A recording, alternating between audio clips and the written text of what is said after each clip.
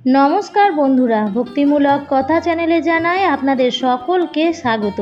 বন্ধুরা, আশা করছি ঈশ্বরের আশীর্বাদে আপনারা প্রত্যেকেই ভালো আছেন এবং সুস্থ আছেন। আজকে আমি আলোচনা করব এমন 7টি সংকেত সম্পর্কে, সেগুলি যদি আপনারা এই বৈশাখ মাস চলাকালীন পেয়ে থাকেন তাহলে ভুল করেও কাউকে বলবেন না, কারণ এই সংকেতগুলো তারাই পান যাদের ওপর ঈশ্বরের আশীর্বাদ থাকে, যারা অত্যন্ত ভাগ্যশালী ব্যক্তি হন, যারা ঈশ্বরের অত্যন্ত প্রিয় মানুষ হন, একমাত্র তারাই কিন্তু এই বিশেষ সংকেতগুলো পেয়ে থাকেন।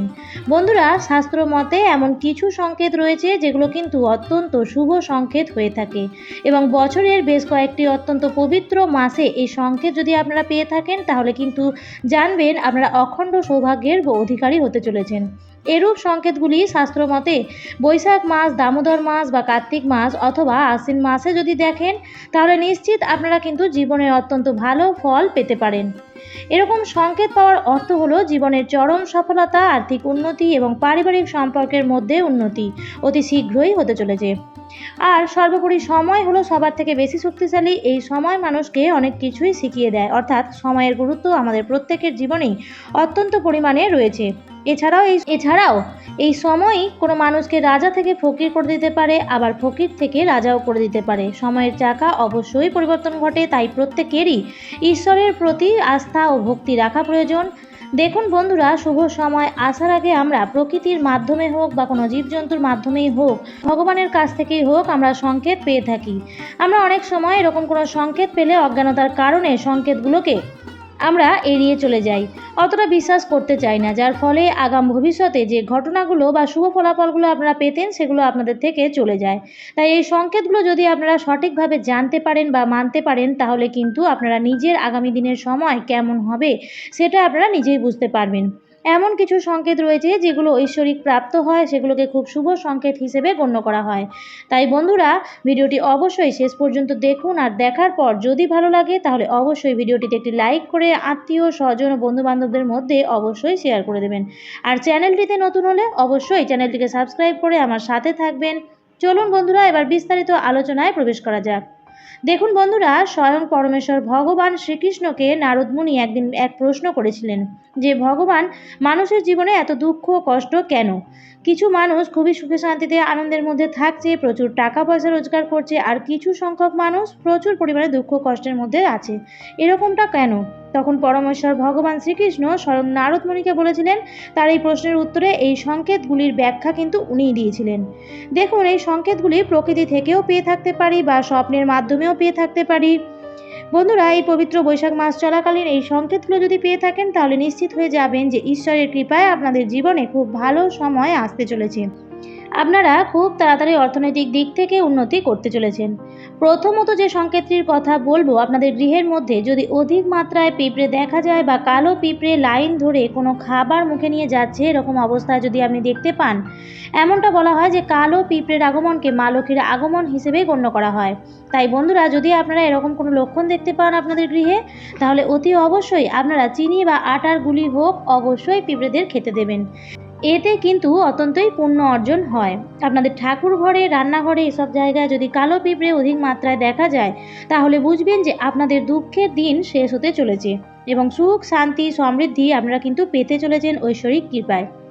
এরপর যে সংকেতটির কথা আপনাদের বলবো তা হলো বছরের প্রথম মাস অর্থাৎ বৈশাখ মাস চলাকালীন যদি আপনারা দেখেন যে রাত্রিবেলায় বা দিনের বেলায় যখনই হোক না কেন সাদা পেঁচা আপনাদের গৃহে বা আপনাদের গৃহ প্রাঙ্গণে এসে উপস্থিত হয় বা গৃহের ছাদের উপরে এসে বসে, তাহলে দেখবেন স্বয়ং মা লক্ষ্মীর আগমন হচ্ছে আপনাদের গৃহে।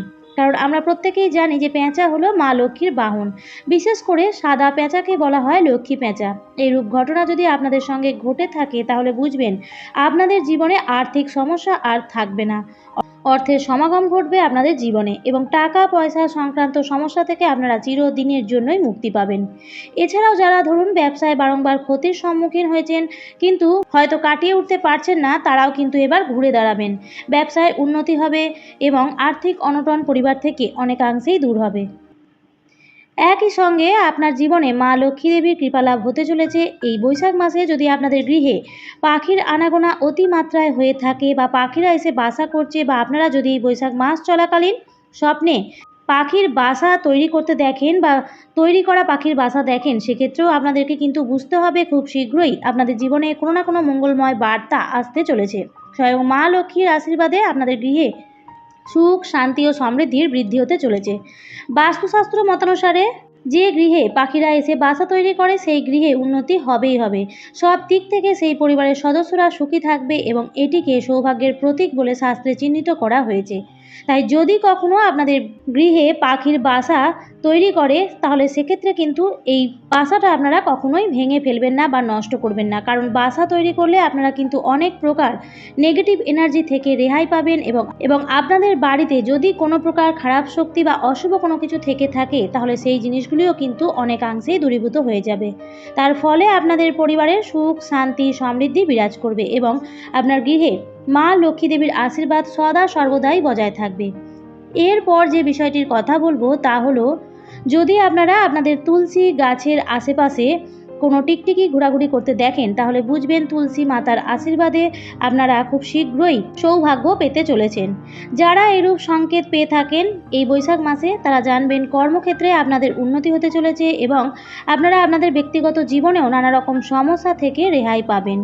যারা দীর্ঘদিনের কর্মের অভাবে হতাশ হয়ে পড়েছেন বা চিন্তায় আছেন, তারা কর্মজীবনে অবশ্যই সফলতা পাবেন, অর্থ ইনকামের রাস্তা অবশ্যই খুলবে।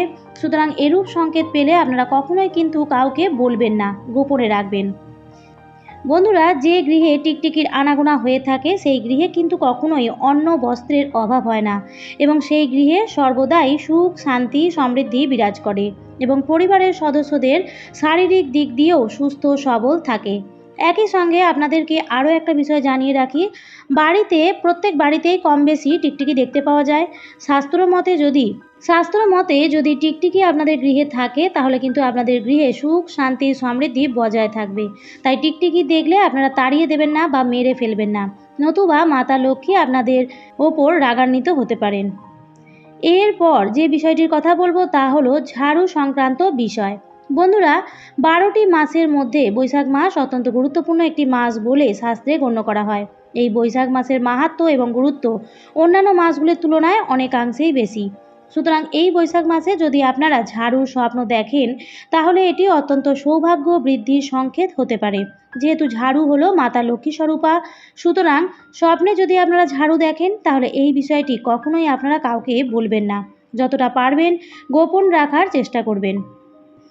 যেসব ব্যক্তিরা এসব স্বপ্ন দেখেন, তাদেরকে বুঝতে হবে যে তাদের আগামী সময় বা আগামী দিনগুলিতে খুব ভালো কিছু আপনারা পেতে চলেছেন বা আপনাদের জীবন থেকে দুঃখের অবসান খুব শীঘ্রই কাটবে এবং অর্থনৈতিক সংক্রান্ত বিভিন্ন সমস্যা থেকেও আপনারা রেহাই পেয়ে যাবেন যদি এরকম স্বপ্ন দেখে থাকেন। এবং সর্বশেষ বিষয়টি হলো, বৈশাখ মাস চলাকালীন যদি আপনারা স্বপ্নে শঙ্খ বাজাচ্ছেন এমন স্বপ্ন দেখেন বা শঙ্খের ধ্বনি শুনতে পান, তাহলে বুঝবেন আপনাদের জীবনে সৌভাগ্যের উদয় হতে চলেছে। যেখান থেকেই হোক না কেন আপনারা কিন্তু লাভবানই হবেন, অর্থ সংক্রান্ত সমস্যাগুলিকে সমাধান করতে পারবেন, সামাজিক স্তরে মান সম্মান বৃদ্ধি পেতে পারেন, কর্মক্ষেত্রে পদোন্নতি হতে পারে, অর্থাৎ এক কথায় আপনাদের জীবনে সর্বদিক থেকেই উন্নতি হতে চলেছে। বন্ধুরা, শঙ্খের ব্যবহার কিন্তু পূজা অর্চনার ক্ষেত্রেই করা হয়ে থাকে। শঙ্খের ধ্বনি অত্যন্তই পবিত্র, এই জিনিসটি মাতা লক্ষ্মীর অত্যন্ত প্রিয় এবং আমরা প্রত্যেকেই পূজা অর্চনা শেষ হয়ে যাওয়ার পর শঙ্খ বাজিয়ে থাকি। সুতরাং আপনারা যদি এই বৈশাখ মাস চলাকালীন সময়ে শঙ্খের ধ্বনি শুনে থাকেন বা শঙ্খ থেকে থাকেন স্বপ্নে, তাহলে অবশ্যই আপনাদের জীবনে আর্থিক উন্নতি শীঘ্রই আসতে চলেছে এবং ছোট বড় অনেক প্রকার সমস্যা আপনাদের জীবন থেকে দূরে সরে যাবে দৈবিক কৃপায়। বন্ধুরা, এই ছিল কয়েকটি বিশেষ সংকেত যেগুলি আপনারা এই বৈশাখ মাসে পেলে কখনোই কিন্তু কাউকে বলবেন না, নতুবা নিজেদের সৌভাগ্যকে আপনারা নিজেরাই হারিয়ে ফেলবেন। আমার আজকের পর্বটি এই পর্যন্তই। ভিডিওটি দেখে যদি ভালো লাগে তাহলে অবশ্যই চ্যানেলটিকে সাবস্ক্রাইব করে আমার সাথে থাকবেন এবং ভিডিওটিতে একটি লাইক করবেন এবং পারলে আপনাদের নিকট আত্মীয় স্বজন ও বন্ধুবান্ধবদের মধ্যে অবশ্যই শেয়ার করে দেবেন, যাতে সবাই এই ভিডিওটি পেয়ে উপকৃত হতে পারে। ভালো থাকবেন, সুস্থ থাকবেন। ধন্যবাদ।